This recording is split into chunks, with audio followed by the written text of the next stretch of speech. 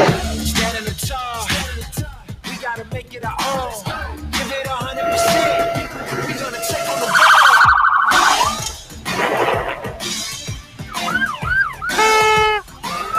We're gonna take on the world.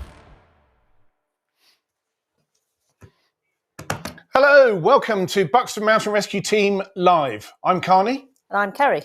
Hello. And for the next 45 minutes or however long this lasts for, we're going to show you some brilliant educational content and also some very informative films. We couldn't have done this today without the help of Sound Credit TV and also Luke, who's upstairs in the gallery. Luke, can you cut your camera up and show everybody what? Look, there they are. They're all upstairs working away in purple lighting. Don't know why. It suits them. So we've got a lot coming on tonight. We're going to show, Darren's going to take you around outside and introduce you to some of the people we're going to be talking to. Hi, thanks, Carney. Hi, I'm Darren. I'm one of the operational team members at Buxton Mountain Rescue. What I just want to share with you now is what we're going to be covering over the next hour or so. So first of all, when we come back a little bit later on, we're going to talk through some of the response vehicles here. And in the driver's seat at the moment, we have Andy, and he's going to just take us through in a little bit more detail about some of the capabilities that we've got within our response vehicles. So if you want to come with me into our second, well, this is our sort of primary base. We have two bases. We have one here in Dove Holes, which is just outside of Buxton, and then we have the other base, which is at the fire, which is shared with the fire station and Derbyshire Cave and Rescue Organisation. So a little bit later on, we're going to bring you into the garage and we're going to share some information about what capabilities we have with Crag, and Pete is going to take us through that. Also, we've got Josh. Josh is going to take us through some of the medical capabilities and some of the training courses that we undertake as well. And we have Karina and Rick, who are going to share some of the water rescue capabilities that we've also got as well. So I look forward to sharing all this with you later. Carney, back to you.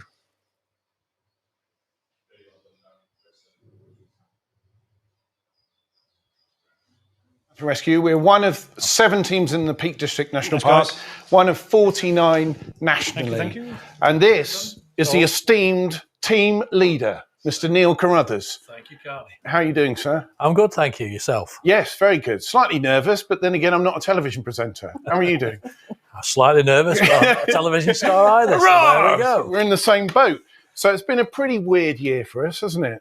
How's it been as team leader? You've been team leader for 21 years? 21 years, yeah. It's flown by. It's been good fun. But this has been a really unprecedented, unusual year. Yes. COVID has been one of those things that just caught everybody unawares, and it's needed us to change everything overnight. So it's like we've still been operational throughout lockdown. We've never shut down. The team has never been non-operational. We've carried on right the way through. But yeah, we've had to change everything we do because COVID changed the whole ball game for everybody. So we've changed the way we train, haven't we? So what are we seeing here? Absolutely. I mean, what we've had to do is we've had to look at social distancing. We've had to look at how we can get practical subjects across in an understandable way. So here you see we're actually putting it on a casualty. It's the team member's wife on that.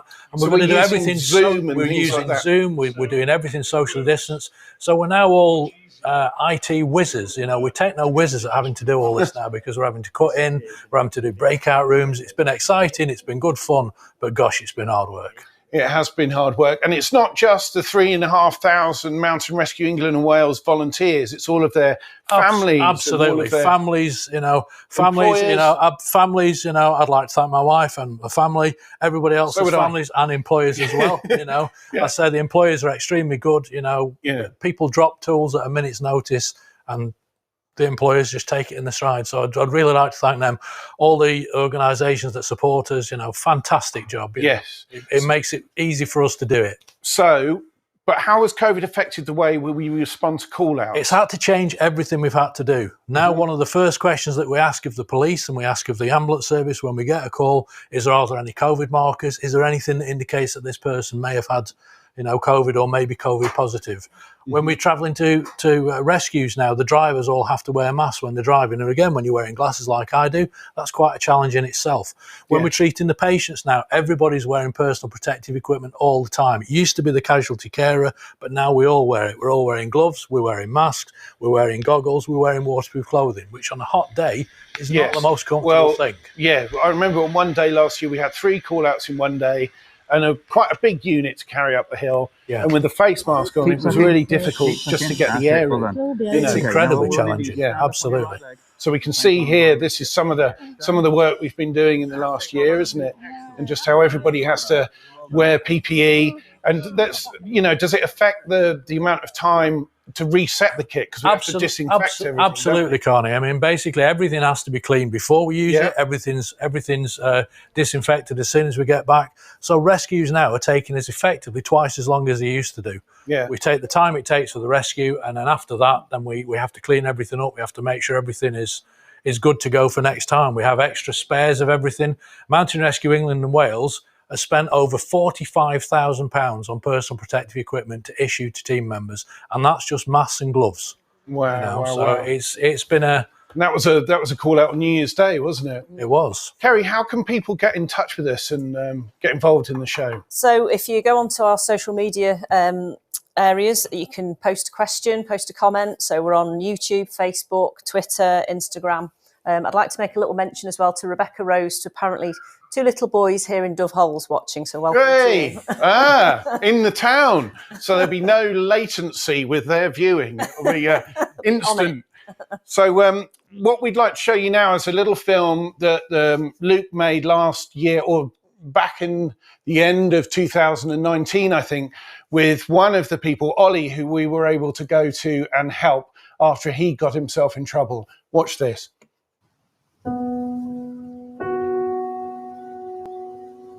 You've got to respect nature and respect what it can do and its power. And for that one day, I completely forgot that.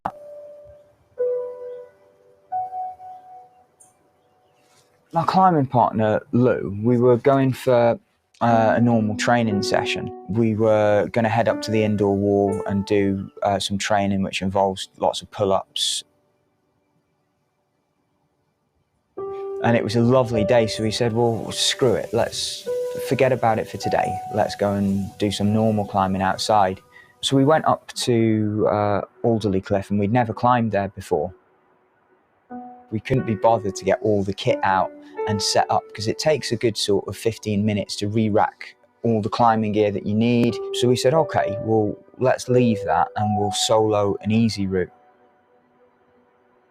Solo climbing is where you have a pair of rock shoes and a small bag of chalk, gymnast chalk, on your back, and that's all that you've got. And then it's your skill, your strength as a climber that gets you to the top with no artificial aids.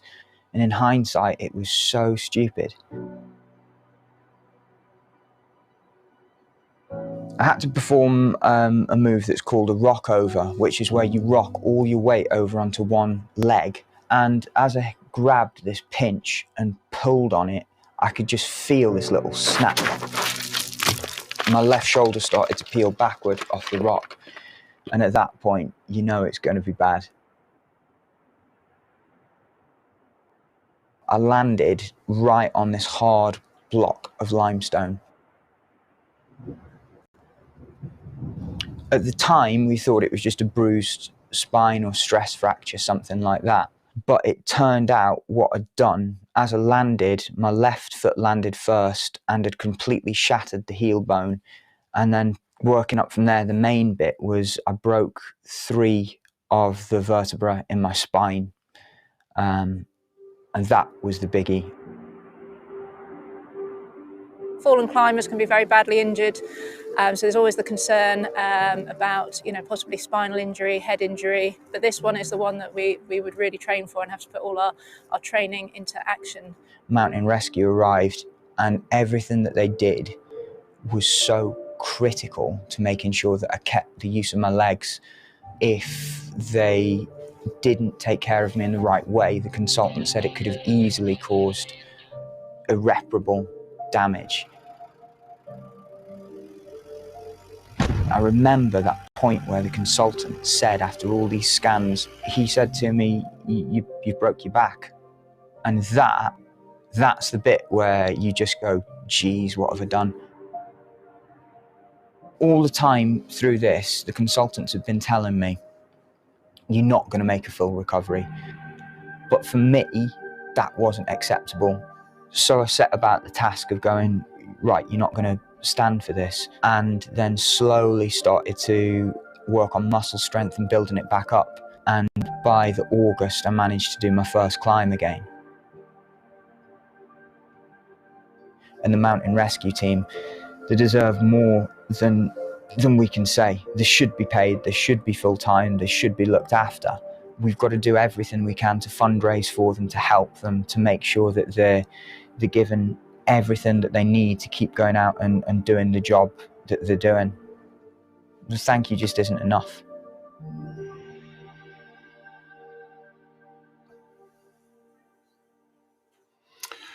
Fantastic chap, Ollie, and so proud to have been a part of that rescue and helped him when he needed us most. That's why we do it, isn't it? Absolutely, absolutely. It's the reason why we get out there on the hill, hoping there's people like us to help us if we get stuck. Absolutely. Yes, I'm going to keep saying absolutely. Absolutely. Yeah. No, because that's a serious VT for me. I was there at that job, and he was really sick. He was really poorly, and even though it wasn't a very technical job for us, we just had to package him and get him to the next point where he could go to hospital. It was still a very important job, and the repercussions of that injury, could have been much worse. So very proud to be a part of that. Another person we were very lucky to be able to help with in partnership with our neighbouring team, Edale Mountain Rescue, is Fraser Speechley. Fraser, you there, buddy? There you are. Hello. How are you? Good to see you again. I'm very well, yes. It's a long time since we saw each other, yes. It's a very long time since we saw each other. Have you been well? How are you? Absolutely fine. Yes, I've escaped all the COVID nonsense, but yes, I've been well. Just readjusted. Life's changed. I've given up teaching and now self-employed as a builder handyman. So, but had to give up the teaching from the impact of the accident. I'm sorry to hear that. We'll see some of the footage from that now. Can you talk us through what happened to you back in? It was 2012, wasn't it? 2012, yes. June time, 2012. I was out mountain biking with some friends, and on a very easy section of the ride, and for some reason, I've lost my memory following the accident, following a blow on the head. Yeah. Which means I can't remember actually what happened. I rely on what's been told.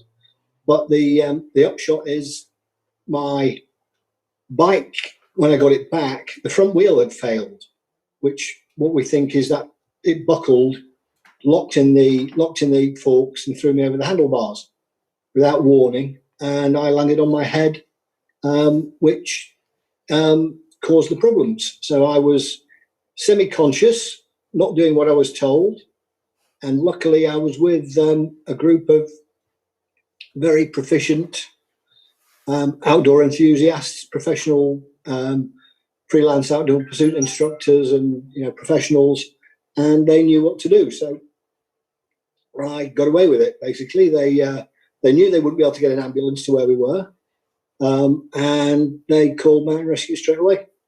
So both teams came out. The assessment, I don't know how it was all done, but basically, they'd seen a head injury, possible neck injury. I was semi-conscious, and I was stretchered, and they called a helicopter. Because I think I was fidgeting, or I wasn't doing what I was told, so they had to anaesthetize me. So the first helicopter, they needed an extra person in the helicopter, so they had to send a second helicopter for me. So I'm still being ribbed that I was too fat for the first one. They had to send a bigger helicopter. So, so I was anaesthetised. First thing I know was 3 weeks later, I woke up in hospital after being in an induced coma, broken neck, closed head injury, So woke up in what's called a halo, which is hence the marks on the head. Fraser, I've got some pictures of your recovery there now. There's a couple, I think, of the accident, but also of the halo itself. That looked like a very uncomfortable piece of headwear, if I'm honest. It was possibly, well, it was one of the most uncomfortable things. You can't really see any details, but where the red dots are, that's actually screwed in through your skin into your skull. So that has to immobilize your head, because I'd broken my I can't remember what's it called. Was it C1 or something? My odontoid peg, which basically is what they try and break when they hang you. So it was called a hangman's fracture. So they had to keep my head still, basically. And I spent several weeks. Well, yes, felt like a couple of months, but I spent a long time in the halo, basically until I got infections in the open wounds, because obviously they're screwed it through your skin. They x-rayed me again and decided it was stable enough to take the halo off, so I just went into a full neck collar then. The broken neck has been the minor injury, because what we didn't know at the time was I'd sustained a head. Well, we knew I'd got a head injury because I'd smashed my helmet, and I was somewhat dizzy, not making much sense. But during recovery, I found my short-term memory was shot, just didn't exist anymore. So it was unpredictable. So I just couldn't remember the unimportant things in life. I couldn't remember. You had some bizarre side effects, didn't you, as well? You were telling me something like a... I can't taste chili anymore. That's it? What's that about? No idea. I can't taste chili. I can tell I've eaten it the next day, but I can't taste it at the time. So I do have to care. Wow. And if I'm cooking for friends, I have to use packaged chili in a jar rather than fresh chilies, because I can't taste it to see how strong it is. I've had a couple of occasions when people haven't been able to eat what I've cooked. What is the brain? The brain is an amazing thing. Well, absolutely. I mean, it's absolutely bizarre. It's. And since I spoke to you, Fraser, up at Frogger Edge that time, how have you been? Have things been well? And well, I gave up work because I carried on working as a teacher. I was working as a special needs teacher, and I carried on for 4 years. But it was exhausting. I was having time off, repeated bouts of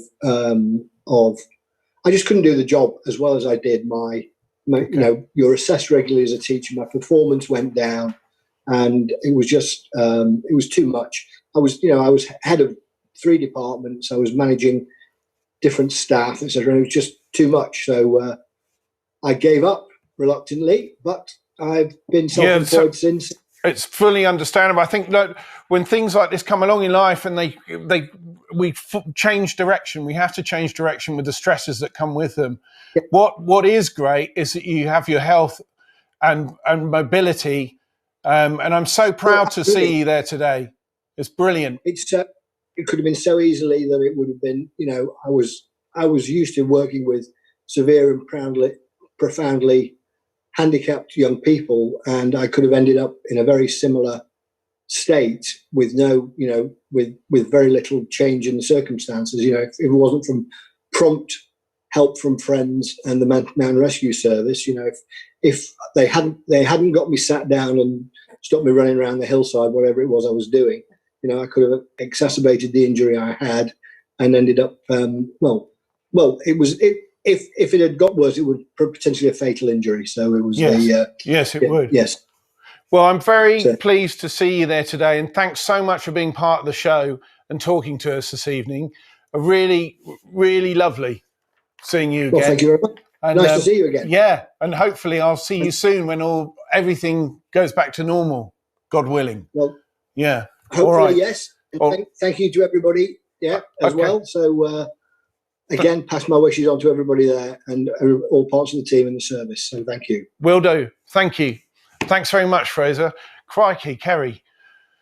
Amazing story, amazing story. He came down to see us at base a couple of years after, and I was in tears, to be honest.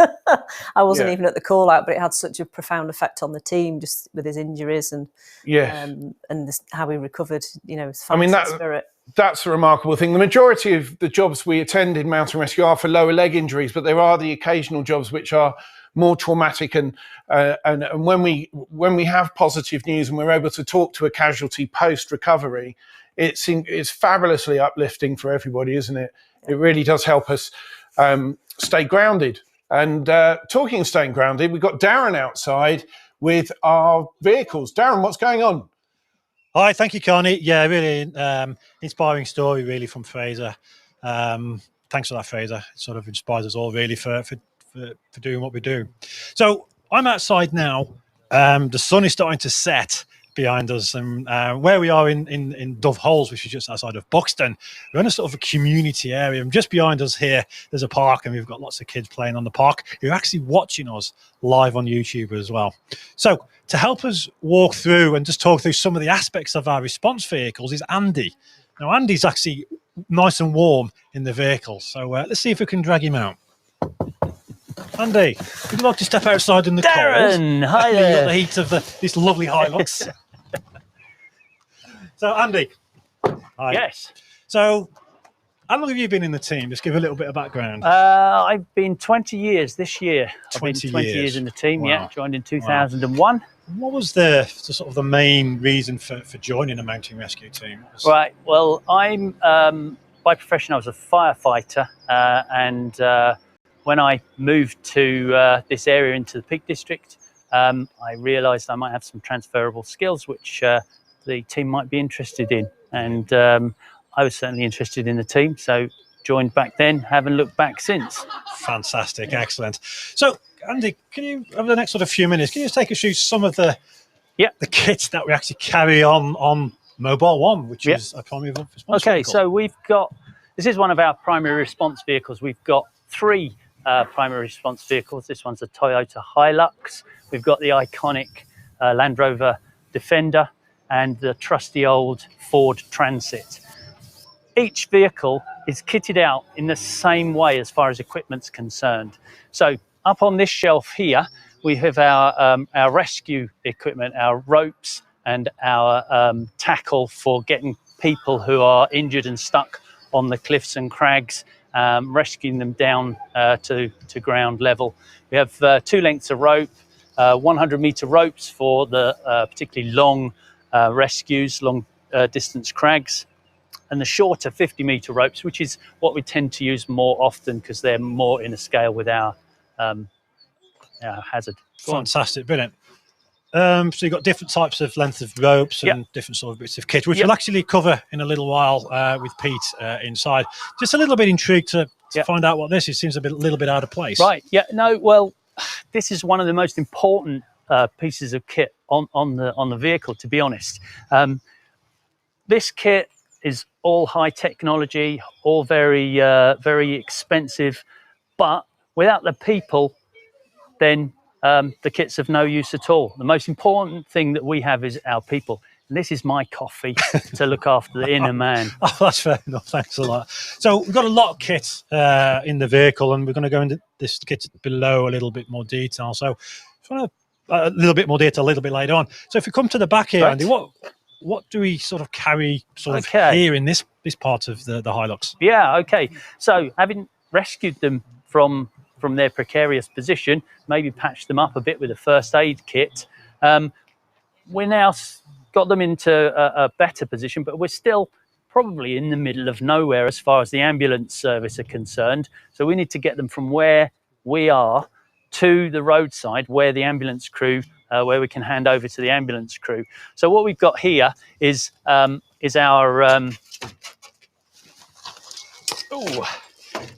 Bell Titan stretcher, and this is a steel-based stretcher. Has a wire mesh mattress. It's as comfortable as it looks, which isn't very. So we also have these bags up here carry nice thick sleeping bags, which will insulate the casualty. Any casualty, doesn't matter how lightly injured, they're going to suffer from the cold when they're out in the elements. So putting that onto the stretcher makes it much more comfortable. Now, we could be several miles from the road, and a full-grown adult on a stretcher is quite a heavy load. It takes 6 to 8 people to carry a stretcher, and over a distance that could be quite wearing. So we also have the facility. Looks like a bicycle wheel. That's right, it's a mountain bike wheel, and we convert our stretcher into effectively a wheelbarrow, and then we wheelbarrow our casualties down the hillside to the road. Fantastic. And then hand over to the ambulance crews. That's brilliant. So if we just look at the vehicle behind us here, the Transit in the distance there, could sort of tell us a little bit about this one here. Yeah, sure. So this is a more modern version of the Transit. I spoke about the 3 response vehicles we've got. This one is our command and control vehicle. Bernard, bad dog, bad dog. This is Bernard. This is our team mascot, and normally we do a lot of fundraising on the street collections, Buxton carnivals, Chatsworth, and Bernard he goes down a storm with the kids and that as well, and I absolutely adore him. So yeah, I just wanted to introduce you to Bernard. So Andy, just like to jump in and just take us through a little bit more. Okay.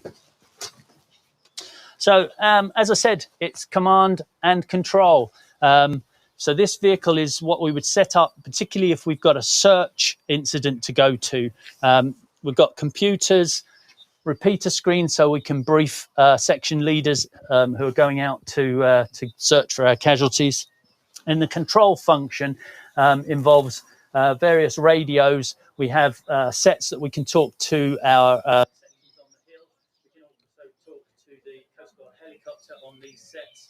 We have another radio scheme which works with the police, ambulance, and other emergency services. And finally, we have mobile phones. The vehicle is equipped with Wi-Fi connection so that we can... the vehicle is equipped with a Wi-Fi connection so that we can... Okay, vehicle is...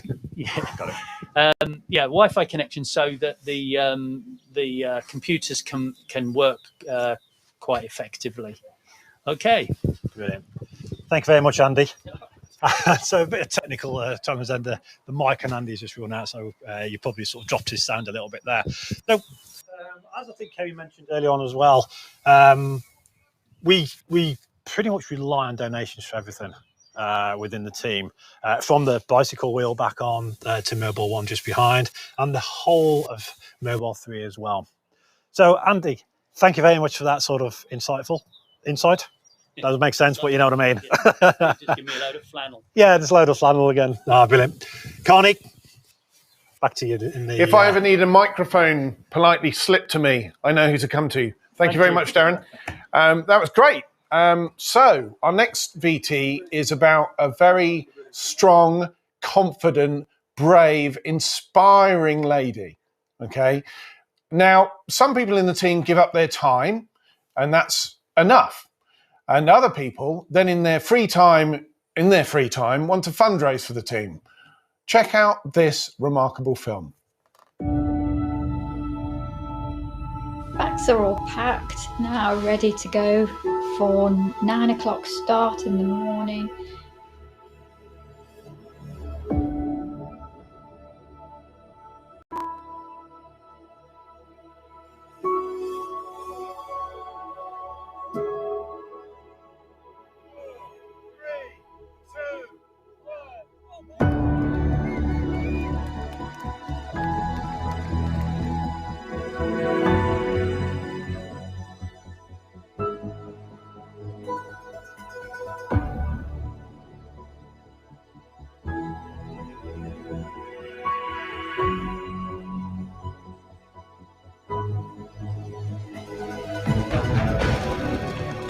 It's a mental challenge, so you've just got to break it down into small chunks.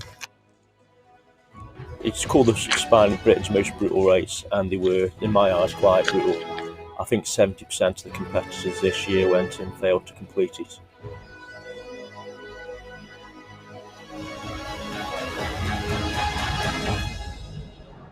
it'll be all right for the rest of today. I was just falling asleep on my feet as I just left Hebden Bridge checkpoint. I think that was because it was dark and I only had a bit of a snooze there. Just have a mantra and repeat things over in your head, saying you can do it, you've got this in the bag.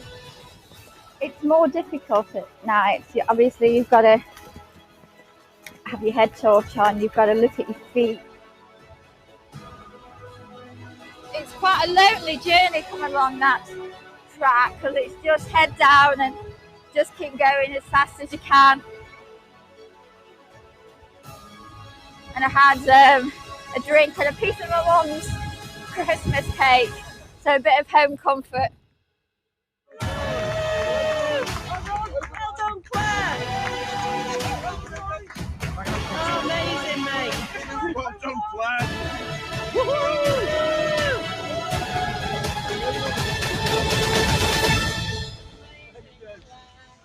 Oh, stunner. Look at us. Guys, Ed. Brilliant, brilliant.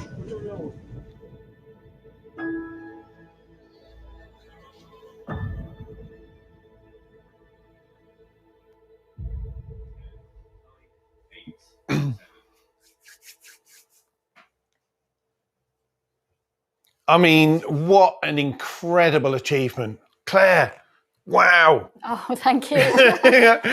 What an inspiration.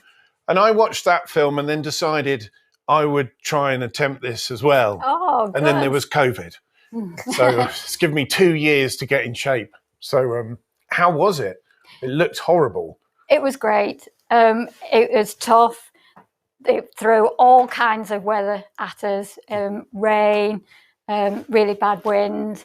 Sometimes I struggled to keep moving forward because the wind was just buffeting me from side to side, but it was great. It was horrible weather. I remember being at home and I'd wake up and I'd look at all your little GPS tags moving slowly up the map. And I remember I've got tiles on my roof and they're all chattering like teeth because the wind was blowing so much. It must have just been, how deep did you have to dig to do that?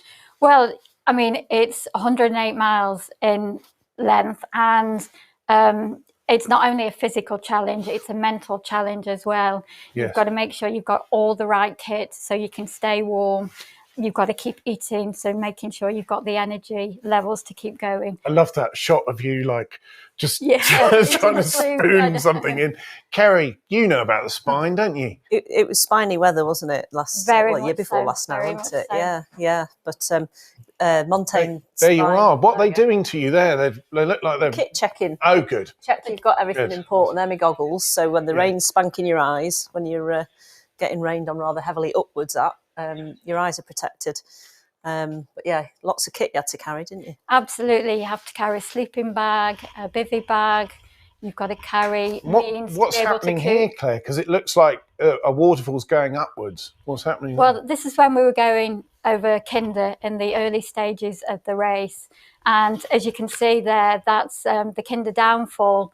But with the wind blowing so strongly, it actually blows the water upwards. So at times like this, it's referred to as the Kinder upfall. And just what you need as you're going along is a face full of water as it blows it right into your face. So you're all kind of quite wet. Do you think you're some sort of glutton for punishment, or is it like you get a cellular thing? Because we're going to talk to Nigel later about, I think you must have a similar thing, you two, about wanting to really challenge yourself. Is that part of it, pushing yourself to the edge? Absolutely. I'm only 5 foot tall, so for me, it's a good opportunity to see how far I can go. And, it's just that challenge, just be able to get to the end and say, yes, I've done it. Absolutely. Kerry, how was it for you? Interesting, yeah, weathery, very weathery. I decided to drop out at 33 miles at the M62 when a bit of Wrigley tin flew over my head, and I thought, Yeah, I'm going to stop now, I think. I'm going to stop. But Montaigne Spine actually help us fundraise for team members, don't they? Because they allow mountain rescue team members to enter the challenge as well, so we can fundraise for our teams, which absolutely is what we did, wasn't it? Yeah. They've got the MRT challenge specifically for mountain rescue team members to raise money, and it's great. What is this amazing piece of curved glass? Bling. In the form of some kind of trophy or something? Yeah. So not only when you get to the end, you get your medal, but I was the second lady to finish on the MRT challenge. So I got this lovely piece of glassware to go in the cupboard. Well deserved. Yeah. Oh, thank you. Well, you're an amazing asset to the team, and your strength is an example to us all. So very well done and well deserved. So we train hard, we play hard, and we also do medical things. And Josh and Darren, what can you tell us about what you're up to in the garage? Hi, thanks, Connie. Yeah, I'm back over in the garage now, thankfully indoors, because even though we've got beautiful sunny days and it's quite warm during the day, it's still getting quite nippy at night, isn't it? So thankfully we've come inside, we've shut the doors, and getting a bit warm now. So Josh, hello. Hi, Darren. How you doing? Yeah, not so bad, thank you. So what's it like being live now across pretty much the whole world? Because we have people tuned in from the USA. Oh, not really used to this. Normally we're just normally working away, aren't we? Volunteering a little bit on the side. Yeah, so it's pretty nerve-wracking. Fantastic. So, Josh, how long have you been in the team? I'm just coming up to 10 years. 10 years of mountain rescue, yeah. Wow. Seen flown by. Wow. So what do you do in your sort of hobby time, if you want to call that? Oh, no, so your full-time job, sorry. Full-time now, I work for the ambulance service. I've been in the ambulance service for 5 years, and I've just qualified as a paramedic now. So it's got my registration through on the 1st of April. 1st of April this year? Yeah, so I've done 10 years of mountain rescue. Brilliant. Oh, thank you. Congratulations. I honestly didn't know that until just. So brilliant, thanks. All my training through the pandemic and stuff, so it's had the extra challenges, haven't we? Fantastic. So Josh is part of the medical training team, and we're just going to cover just very briefly some of the equipment that we carry on the vehicles. And we actually go into these what we call bags 1 to 4, in a little bit more detail on our YouTube channel. But Josh, just very sort of briefly, just for the audience sort of here now, what do we got here? So these are our response bags. So we need to carry everything that we need on the hill with us, and we need to be prepared for like all sorts of eventualities. We don't want to get caught out and need something and we haven't got it. So they are quite heavy, and we've shared everything out between these 4 bags to sort of spread the weight. In here, this is our bag 1. And this has all sorts of medical paraphernalia. It has the stuff that allows us to breathe for somebody, check their vital signs. There's an AED there if somebody was in like cardiac arrest and they needed to be shot. AED, sort of a defib. Yeah, defib. Luckily, ours are very, very small, not like these great big heavy ones that you sometimes see in like phone boxes and things these days. We have like all our casualty cars, some stuff to write out with. And loads of protection and stuff as well for ourselves, and also the casualty, loads of drugs paraphernalia.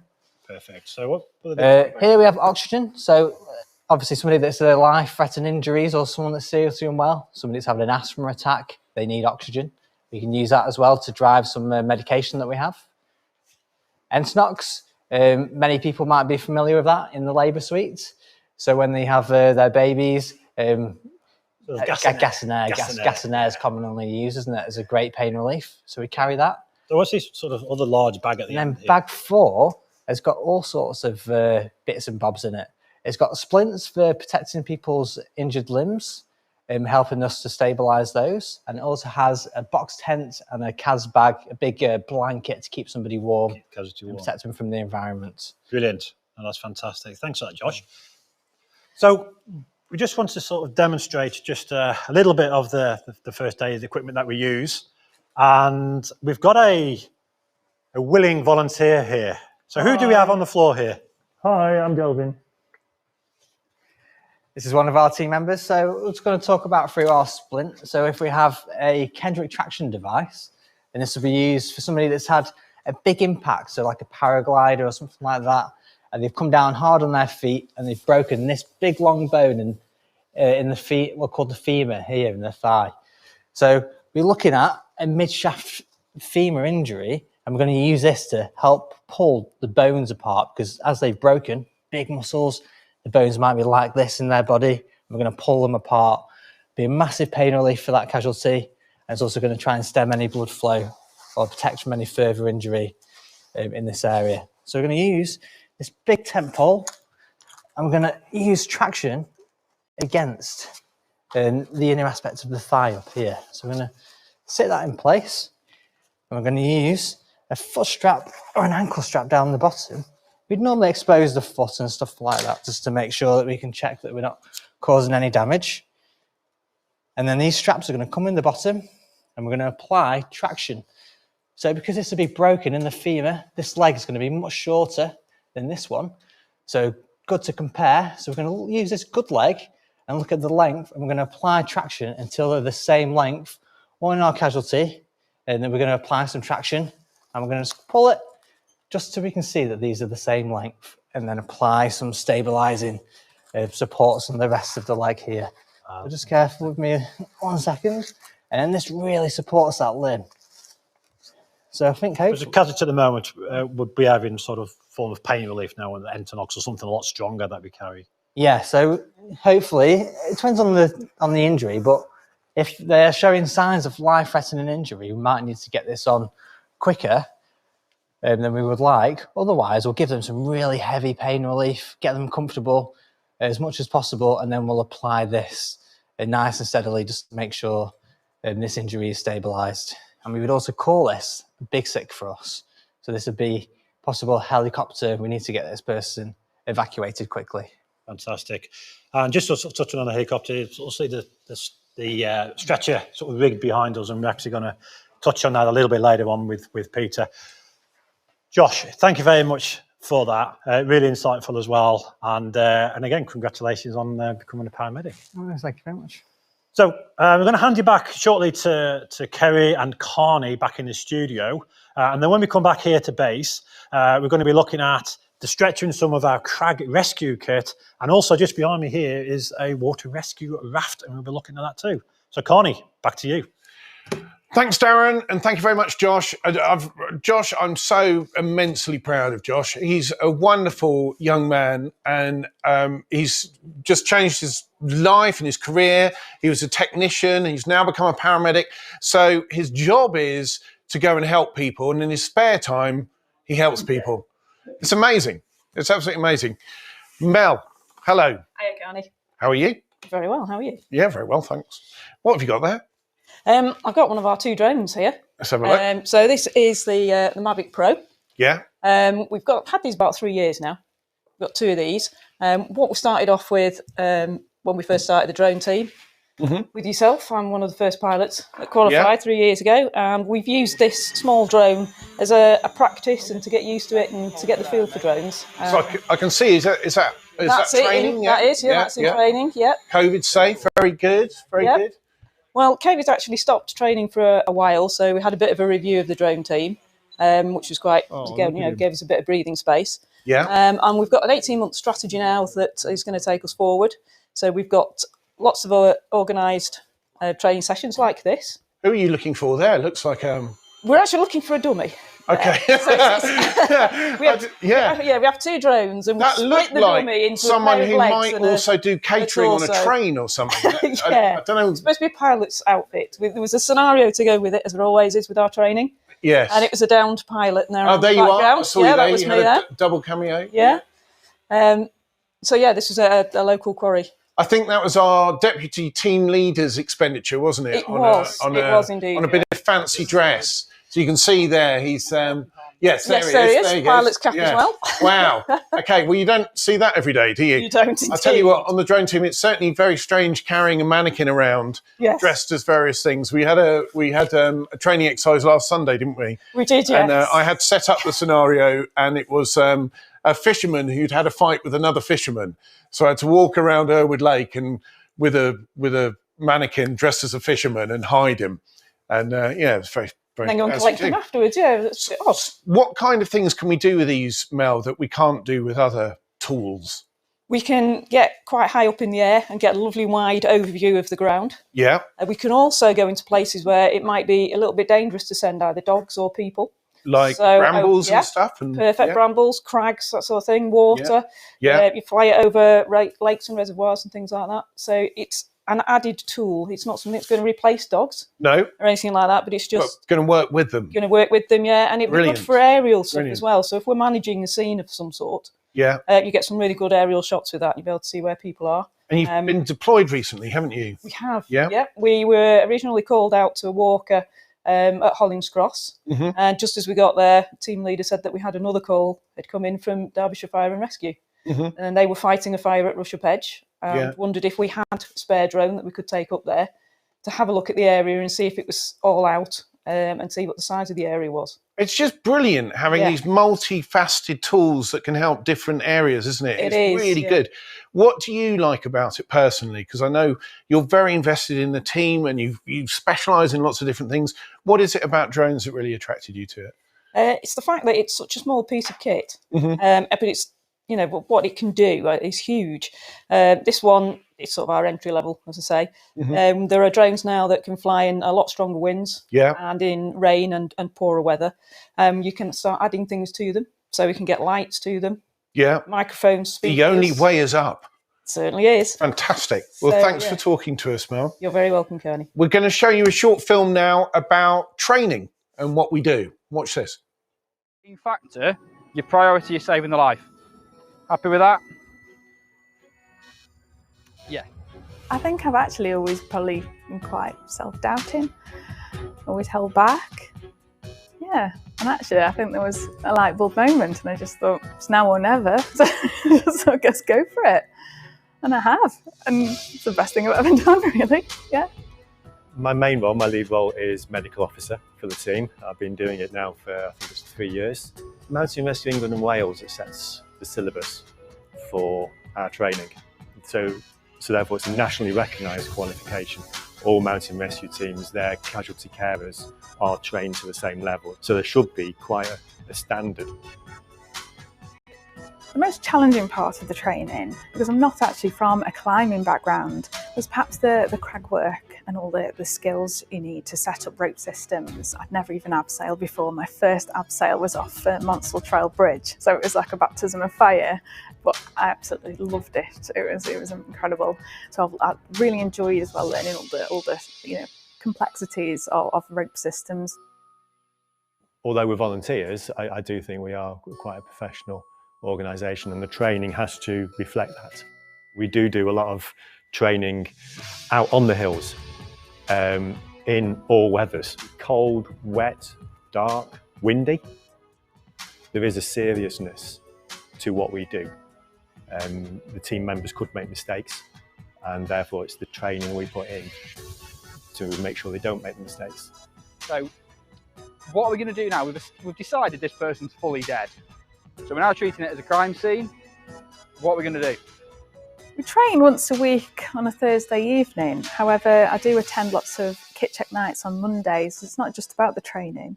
Okay, tonight then is the follow-on from the forensics and DVI theoretical training. Yeah, we are very well respected by the ambulance service, by the air ambulance and the coast guards, and trusted. So although we're volunteers, I do think we are quite a professional organisation, and the training has to reflect that.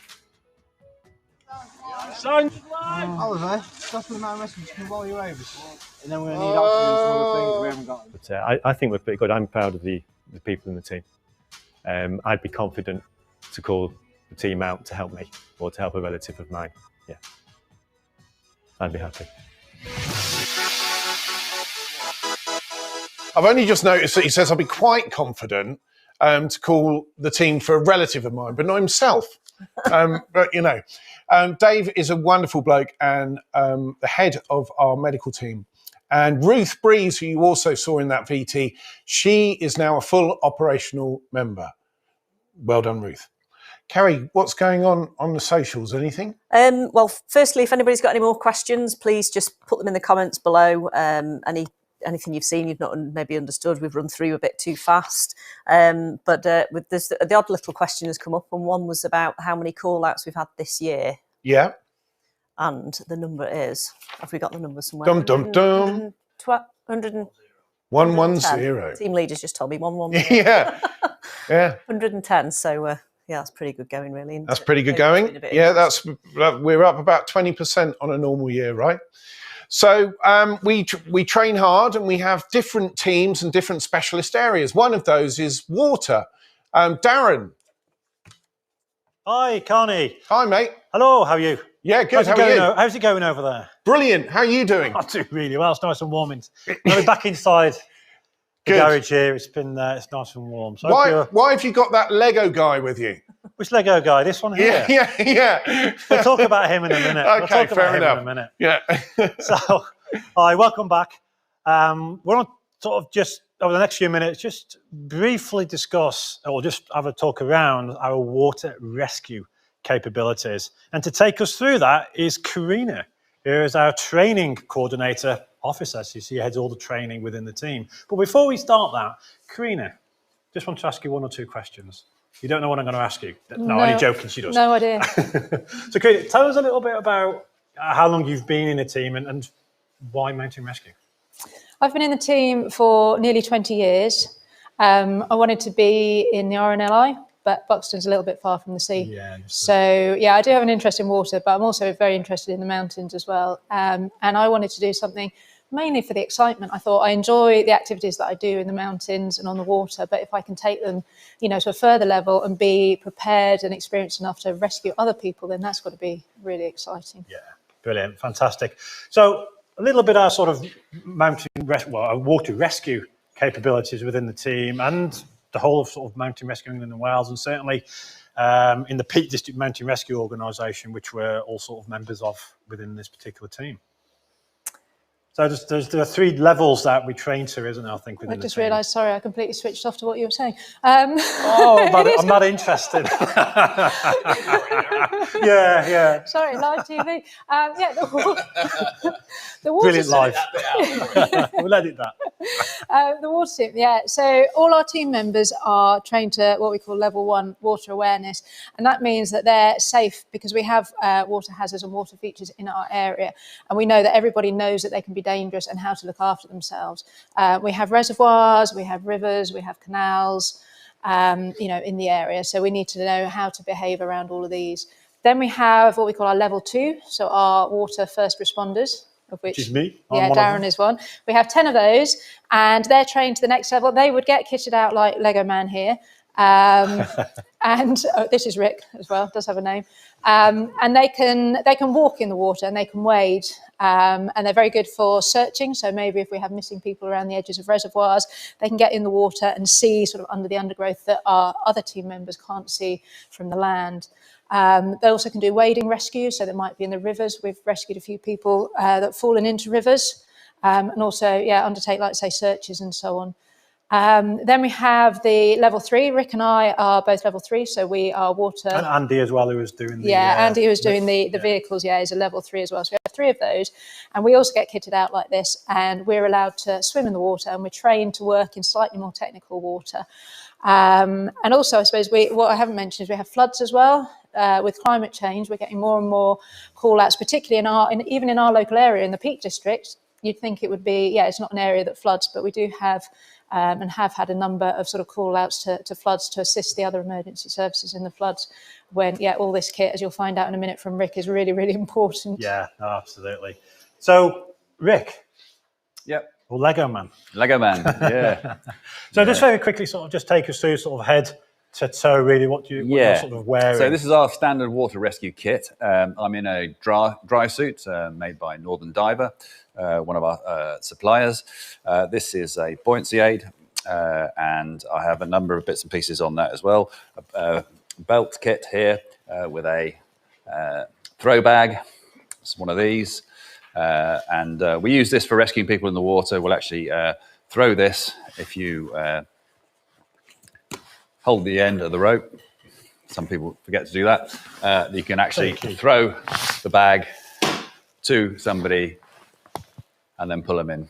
and that's quite a simple way of rescuing people. Other bits and pieces I've got here, knife to cut through fishing line or rope. We do a lot of work with the boats and with ropes, and sometimes we might have to cut the rope if it all goes wrong. The obligatory GoPro, standard part of our team thing. This is a GoPro 8. If anyone wants to give me a GoPro 9, that'd be fabulous. And inside here, in the pocket here, a few bits and pieces to help us constructing rescues. A tape and some carabiners.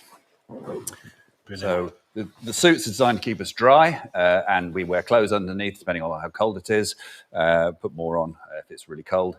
And the suit also keeps nasty chemicals or sewage away from us if we're in floods.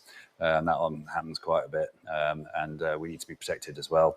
And if it's cold, I'll have gloves. Helmet, water rescue helmet, also rated for climbing. The red one means that I'm a search and rescue technician. She's level three, yeah.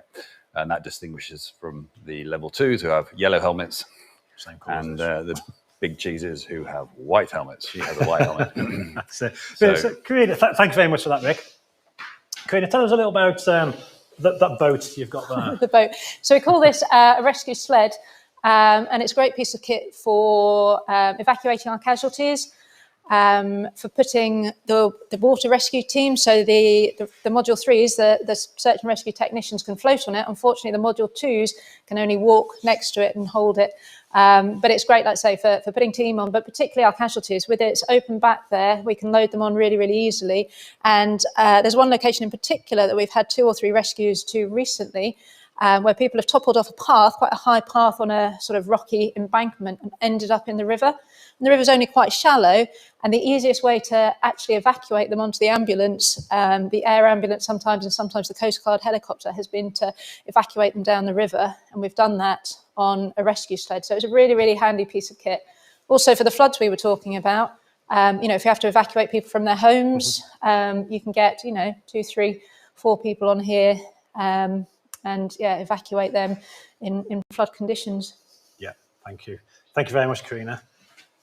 Very, very useful and insightful. And thanks to Lego Man Rick as well. He's actually the team's chairman as well, so we're taking things seriously here. Which means Chief Admin Officer. Chief Admin Officer, yeah. Great, fantastic. Carney, back to you in the studio. Yeah. Everything is awesome. Thanks, Darren. That was brilliant. And great work, Lego guy. Kerry, how are we doing on socials? Any questions? We've got a few questions that have come in. One from Isla Rose. Isla Rose Turner, I know her. Beautiful little daughter. Yeah. Not so little, actually. She wants to know if snow makes it more difficult to rescue people. Especially Peak District snow tends to be slushy. Yeah, well, I find fresh snow not so much, because you can move in fresh snow. What makes it hard is when you've got compacted snow that melts a bit and then snow on top of that. Yeah. It doesn't matter what kind of tyres you've got then, we have had avalanches in the Peak District, certainly when it's yes, we have. Yeah. One on Crowden Clough as well, I think. Crowden Brook, sorry. And then this is from Rita Lewis. What's the minimum number of people needed for a rescue mission? What would you like, boss? 20 plus. Now, we currently have 55 operational members in the team, don't we? And, we need most of them to turn out on a job with a long carry, because you need to swap people around. You can't have the same people doing the same job. Going around obstructions and things like dry stone walls and gates. There was another question as well. Do mountain rescue, this is from Christian Unsworth. Yeah. Do mountain rescue carry defibs? Yes, we do. Yes, we do. They're little. They don't weigh much, which is great. And thanks for watching. If you're an ex-MRT member from days gone by, thank you very much for tuning in. We're just trying to sort of show how you can use social media these days to help either rattle tins or educate, inspire, to join a team locally to you. So that's why we're doing this show tonight. Now, it doesn't happen very often, but every now and again in the Peak District National Park, there's a national emergency. Well, there was only one, wasn't there, that I can remember. Watch this. I remember Toddbrook quite well because I was at home at the time and I got a call from the duty controller, Mike France, who said, got a bit of an issue down at Whaley Bridge. They're saying that the dam is going to breach. Can you go down there and do me operational control? Which basically the operational control is the frontline control on a big incident. So I thought nothing else of it until I got down to Whaley Bridge and it was like, well, it was like the Mare Celeste. There was just nobody in the village. It was so surreal. You know, and then when I got up to Toddbrook itself, it was mayhem, effectively, because there were so many fire engines up there and police cars and everything else. And it was really when I crossed over the bridge that I actually realised how serious it was when I looked at how fast the water was coming through and the pure volume of water. And I thought, this is a bit bigger than I thought it was. We're turning to the UK now, and thousands of people have been evacuated from a small town in England following the partial collapse of a dam that's pushed authorities to trigger a severe flood warning. The emergency workers have been clear with us. If it were to go, the potential consequences would be catastrophic. This dam is the only thing holding back Toddbrook Reservoir from Whaley Bridge. It's protected the town for nearly 200 years. Now it's dangerously close to bursting. In the early stage of the incident, we were there, the fire service were there, the police were there. There were some decisions that needed making straight away. I mean, the engineer was very, very frank, and he said, if you don't sort it in the next hour, it's going to go. It was that serious. Obviously, in dealing with this, which wasn't in essence a crisis, we looked at what are all the resources that are available to us. And we do have some specific plans around reservoirs, and Mountain Rescue are part of those plans, and they had skills that were relevant to this situation. And you've got to bear in mind as well, we'd still got some people who were refusing to leave their houses. And so had the dam burst, we knew where those houses were. We would have had to go to those houses to see if those people were still alive. Mountain Rescue, again, would have been part in terms of how could we go in there safely? How can we do that, coordinate that? And they, volunteer to do so. So they come and willingly try to help us to do the best that we can in dealing with this crisis. The jobs that we deal with, most of them are very sort of relatively insignificant in terms of, the technicality of it. We deal with an awful lot of twisted ankles and broken legs and things like that. However, for that person on the ground, it's quite a serious thing. It's potentially life-changing for them. But we train a lot for the bigger things, and this was one of those bigger things. You don't realise until after, and you think, my goodness, that really was something that I'm never going to see again, hopefully. This was a real partnership. We couldn't have done it just the statutory partners alone. It was a massive event for policing. So we are stretched, and we really need volunteer bodies such as Mountain Rescue to come and help us to deliver and to be effective in those situations.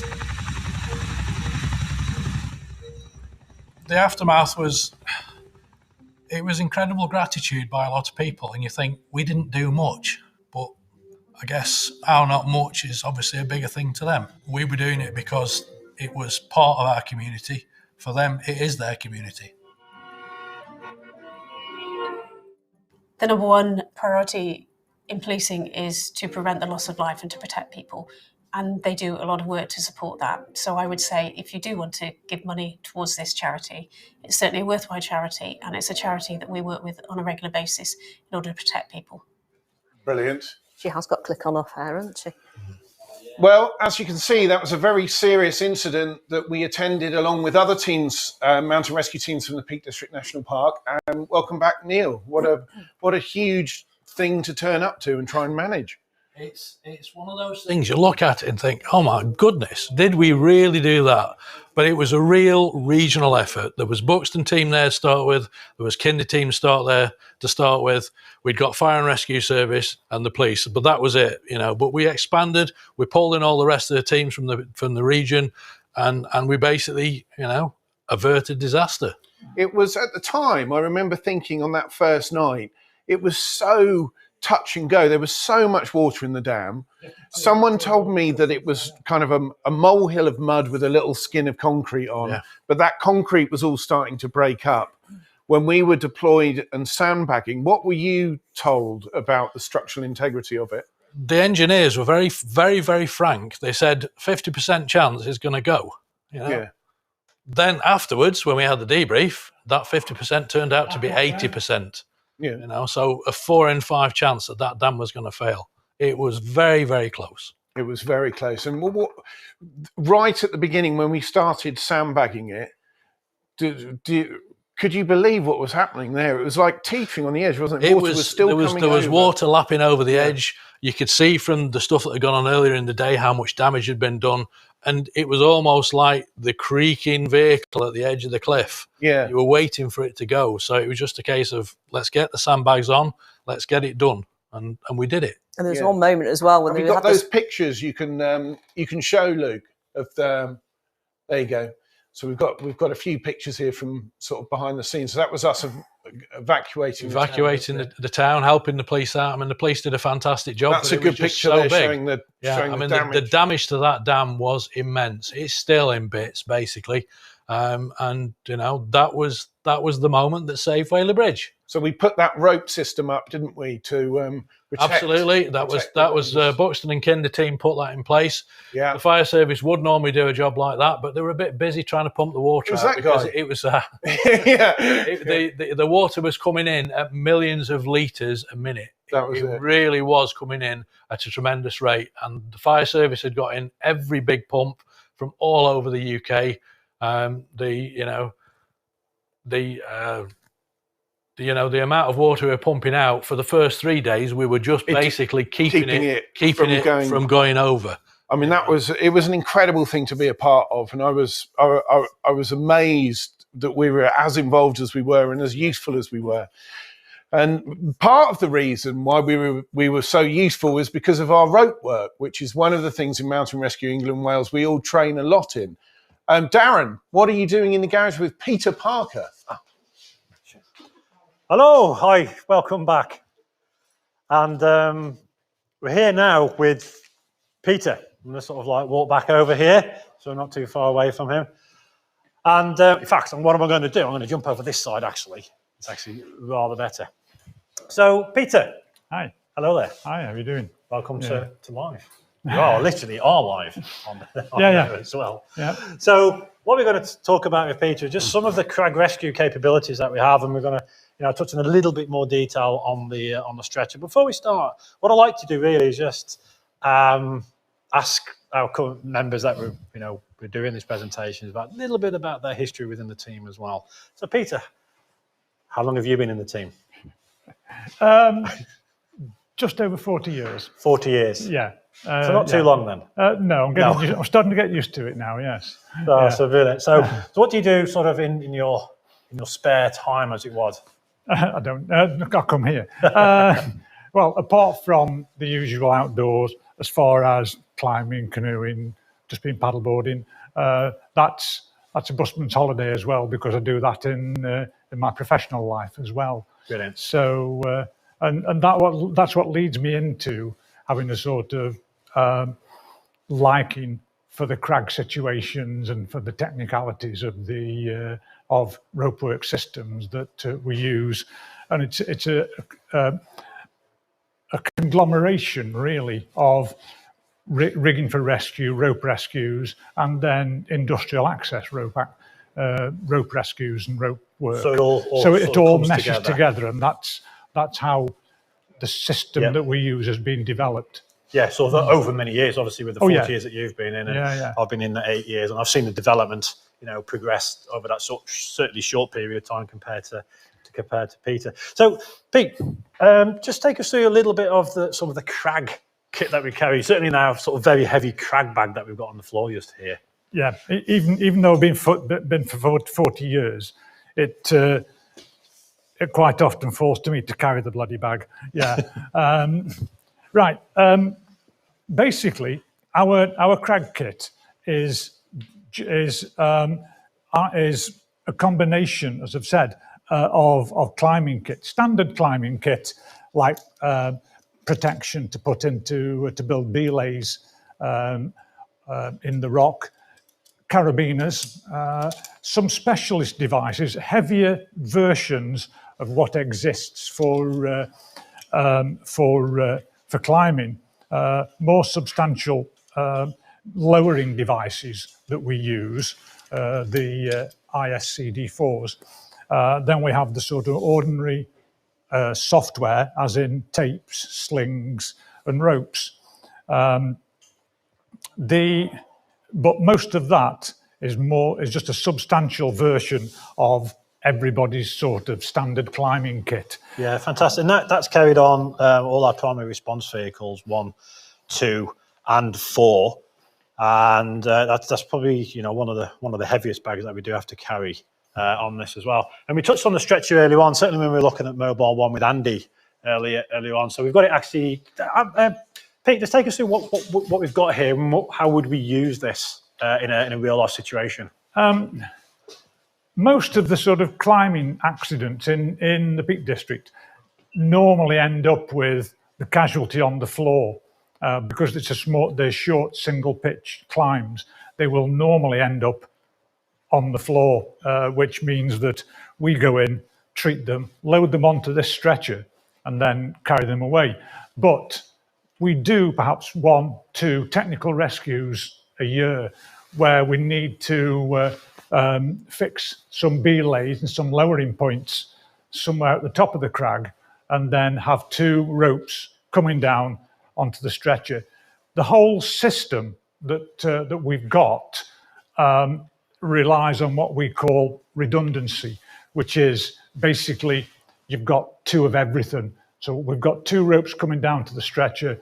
You've got 2 ropes here for the casualty and 2 ropes here for the rescuer. So basically, if any one part of that system failed, there would still be one part to back it up. So you've got these really the straps here. Obviously, we've got the colour coded so we know which end of the stretcher they go on. Could this be used, and has it been used to lifting into a helicopter? Yeah, primarily, the old Sea King as it used to be, but now the Coast Guard S92. Yeah, the whole system is flexible. Sometimes we use this with a rescue strap or a rescue nappy that we use, and all that's the same except for the suspension straps. But with a helicopter, if we take this off, we can just have attachment points there for the winchman to clip their winching cable into and take the casualty away. That works very well in dangerous, restricted places. Cool. Like if we're stuck on the side of a steep escarpment, getting them down. If it's a very serious injury, it's probably easier. It's probably better and quicker, better for the casualty if they're evacuated by helicopter. By helicopter, and what we call sort of big sick. And what we were talking earlier, Josh and Delvin were demonstrating sort of a broken, fractured femur. That was what we would class as a big sick. And ideally, depending on the location, but typically it would be a helicopter, whether that be one of the air ambulances that serve the Peak District or the Coast Guard helicopter as well.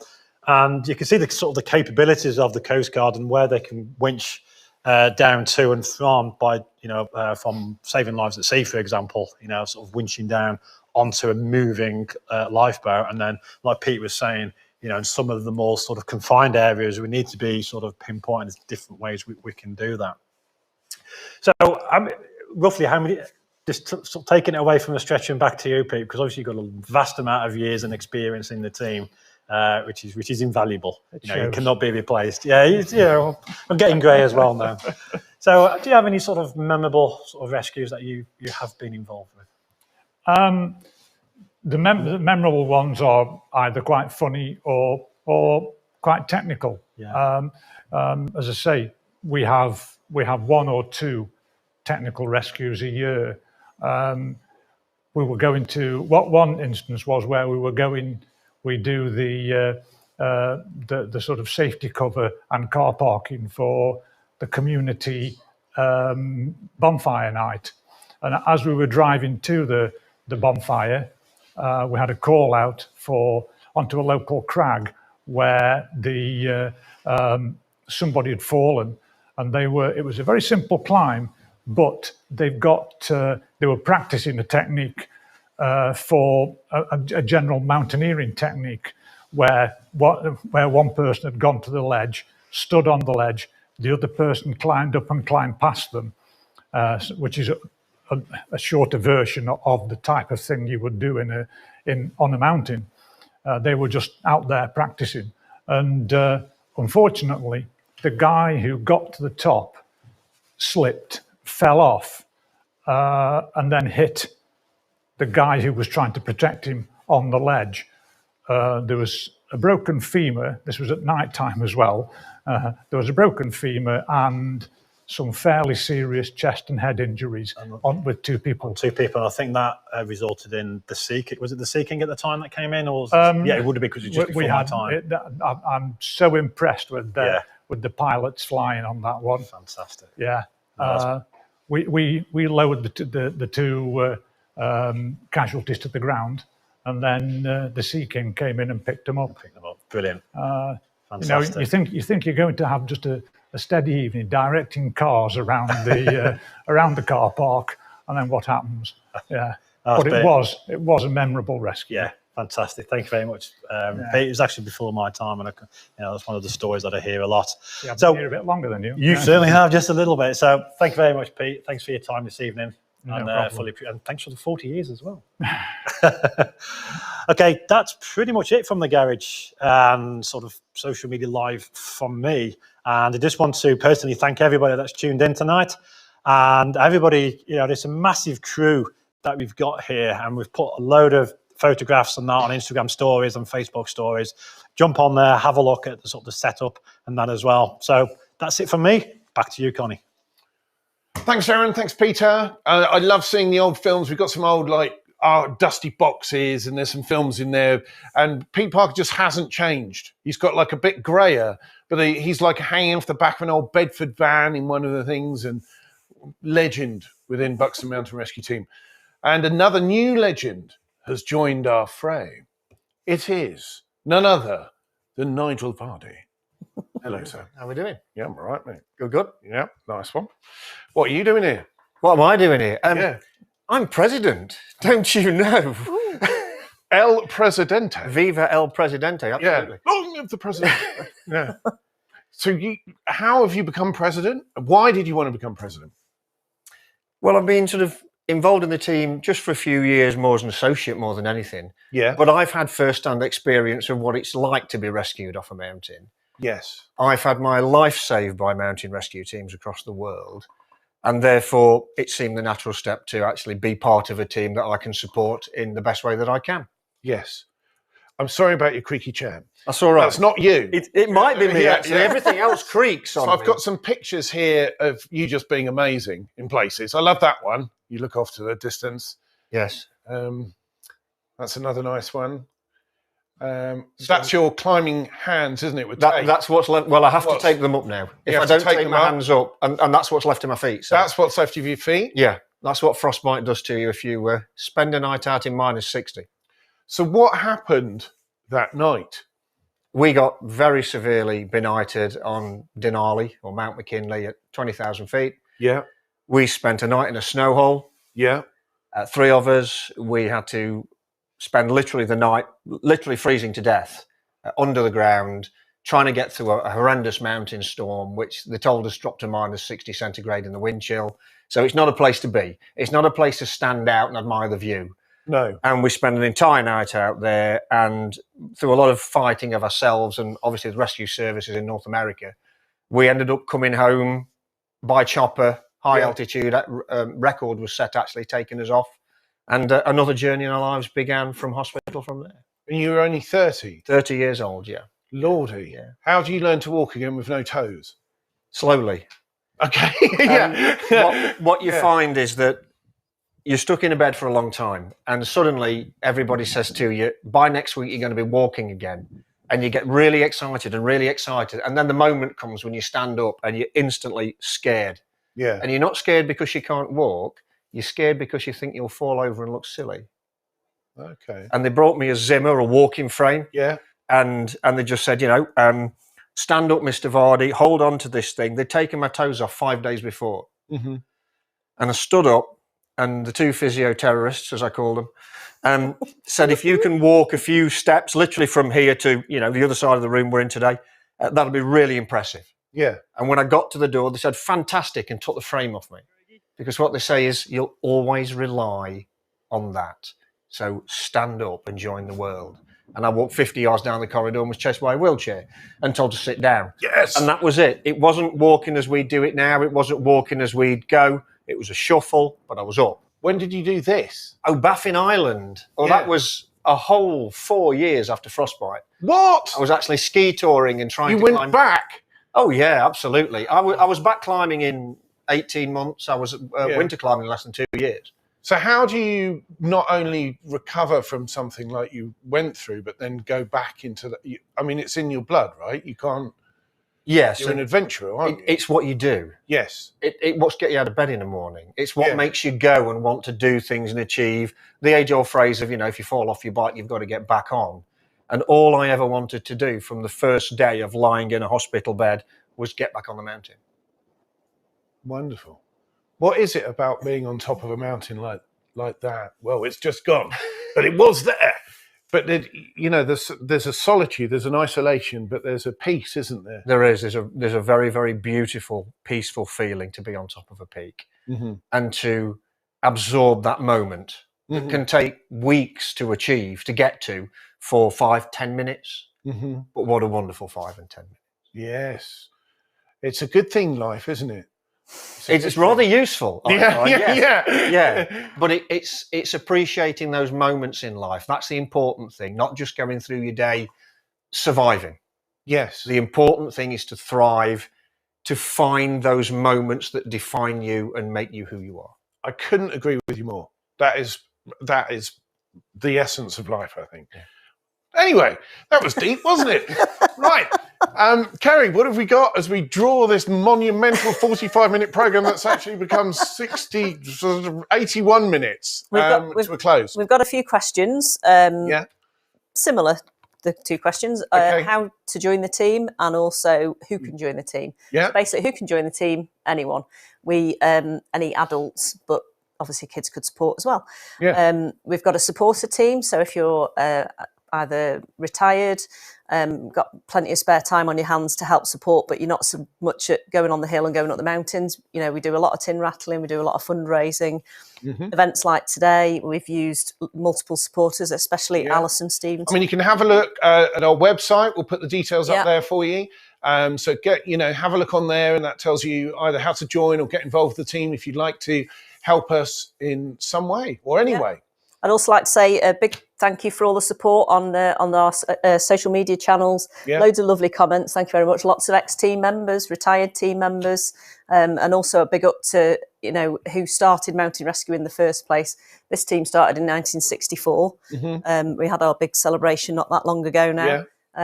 But yeah, lots of past team members that are passing on their regards and saying. Yeah, it's good. And thank you very much to Sound Credit TV and all the gallery staff up there. Let's see you lot again. You can wave goodbye. There they are. Hey, well done. You're all brilliant. You're all absolutely brilliant. Thank you so much. Thank you for watching. Thank you for getting involved. Thank you, Nigel. And thanks to everybody. Have I forgotten anyone? No, just if you've got any other comments or questions, put them on the Facebook page. We'll get to them as soon as we can. Thanks for your support, everybody. It's been a great night. Have a great night. Good night.